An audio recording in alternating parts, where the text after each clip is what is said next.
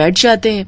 लेकिन अगले दिन सास ने दोनों बहुओं को सबक सिखाने का फैसला किया। अगली शाम रसोई से बर्तन धोने की आवाज आती है। दीदी, अभी तो हम रसोई में गए भी नहीं, फिर ये बर्तन धोने की आवाज कहाँ से आ रही है? चलो देखते हैं। दोनों अंदर जाकर देखती हैं तो अनुज बर्तन मांज रहा होता है, रोहन धो रहा होता है और बूढ़ी सास पार्वती खाना बनाने लगती है। ये देख उन दोनों को बड़ी शर्मिंदगी होती है।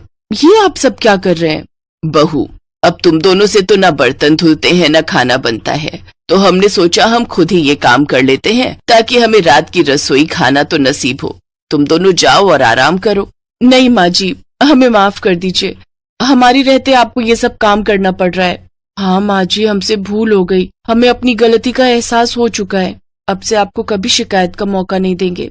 हमारे रहते हमारे पतियों को जूठे बर्तन और माँ जी आपको खाना बनाना पड़ रहा है।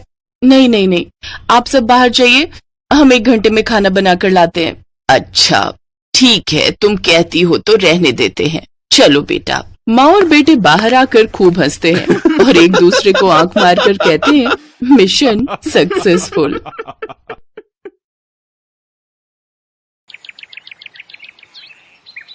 एक रोज शाम के वक्त हिना अपनी माँ के साथ बैठी हुई होती है। तभी वो अपने फोन में अपनी माँ को एक लड़की की फोटो दिखाते हुए कहती है, माँ ये देखो, ये लड़की कितनी मॉडर्न एंड टॉल है, ये मेरे भैया के साथ एकदम फिट बैठेगी। तभी उस घर की बड़ी बहू मानसी वहां आती है। चलिए माँ जी, हिना दीदी खाना लग गया है। बहू यहाँ तो आ, ये देख हम तेरे देवर के लिए गले में वरमाला डली हुई थी। हितांश बेटा, ये लड़की कौन है? माँ ये जूली है और हम दोनों ने शादी कर ली है। क्या? तुम दोनों ने शादी कर ली? मैं नहीं मानती इस शादी को। हाँ तो किसे फर्क पड़ता है आपके मानने या ना मानने से? वैसे भी वो कहावत तो आपने सुनी ही होगी कि जब मियाँ बीबी राजी तो क्या करेगा काजी। मैं जानती हूँ, जरूर इस डायन ने ही तुझे भड़काया होगा। मैं इस डायन को हरगिज अपनी बहू नहीं मानूंगी।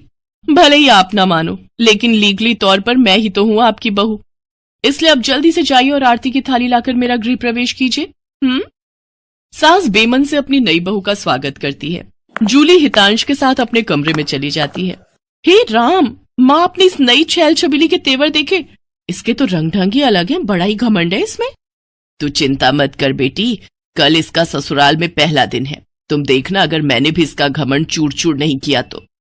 अगले दिन सुबह हितांश के पिता यानी जूली के ससुर अपनी पत्नी से कहते हैं, विमला देखो तो, सुबह के 10 बजने को हैं और ये नई बहू अभी तक अपने कमरे में सोई पड़ी है और आज इसका रसोई में पहला दिन है और ये अभी तक अपने कमरे में है। तुम रुको जी, अभी मैं इसकी खबर लेती हूँ। नई बहू, अरे ओ नई बहू। कुछ देर बाद जूली वहां आती है। क्या बात है मम्मी जी, क्यों सुबह सुबह इस घर को मच्छी बाजार बनाकर रखा है? छोटी बहू, ये क्या तरीका है अपनी सास से बात करने का? हितांश, हितांश जरा बाहर आना तो। अब क्या हुआ जूली डार्लिंग? तुम चुपचाप से अपने बाप को समझा लो कि वो मुझसे तमीज में रहकर बात किया करे। पिताजी, आपने सुना जूली ने क्या कहा? नालायक, इस दिन के लिए पैदा किया है क्या तुझे कि तू अपनी बीवी का जोरू का गुलाम बन जाए? बस आपसे ही सीखा है पिताजी। जूली की सास खाने की लिस्ट नई बहू के हाथ में देती है और कहती है, ये ले, ये तेरी पहली रसोई की लिस्ट है। आज तुझे ये सब खाना हम सबके लिए बनाना है। और हाँ, उसके बाद किचन की साफ सफाई भी कर देना।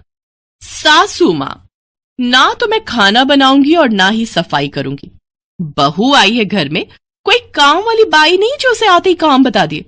भले ही ससुराल में मेरा पहला दिन हो, लेकिन इस पहले दिन से अब आप लोगों की जिंदगी बदलने वाली है। तो मेरी प्यारी ननद जी, पहले तो आप इस घर की साफ सफाई करोगी और सासू माँ आप बनाएंगी खाना, और वो भी मेरी पसंद का। मैं ये सब नहीं करूंगी, समझी? देवरानी जी, ये सब क्या कह रही हैं आप?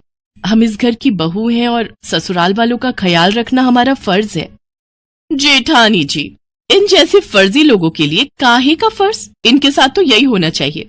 बड़ी जुबान चलती है तेरी, मैं तो तुझे छत से धक्का ही दे दूंगी, फिर तू भूतनी बनकर भटकती रहना। और ये